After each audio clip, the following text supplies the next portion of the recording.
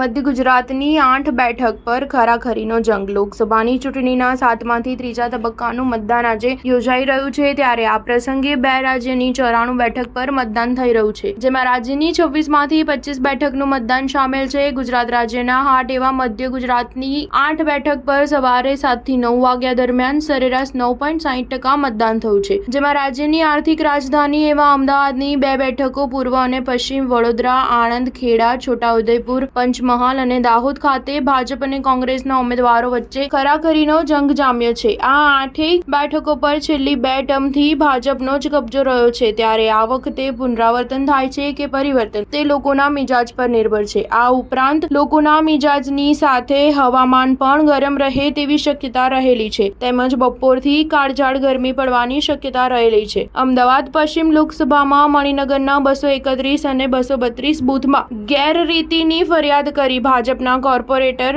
ધાકધમકી આપી મત આપવા દબાણ કરતા હોવાનો આક્ષેપ. ચૂંટણી સંકલન સમિતિના ચેરમેન બાલુ પટેલે ચૂંટણી પંચમાં ફરિયાદ કરી. અમદાવાદ પશ્ચિમ લોકસભા બેઠકમાં દાણીલીમડા વિસ્તારમાં આવેલી દાણીલીમડા સ્માર્ટ પ્રાથમિક શાળામાં મોટી સંખ્યામાં લોકો મતદાન કરવા માટે લાઈનો લગાવી છે. મુસ્લિમ મતદાર વિસ્તાર એવા દાણીલીમડામાં લોકો મતદાન કરવા માટે આવી રહ્યા છે. સ્ટાર ન્યૂઝ 7 હંમેશા સચ્ચાઈની સાથે.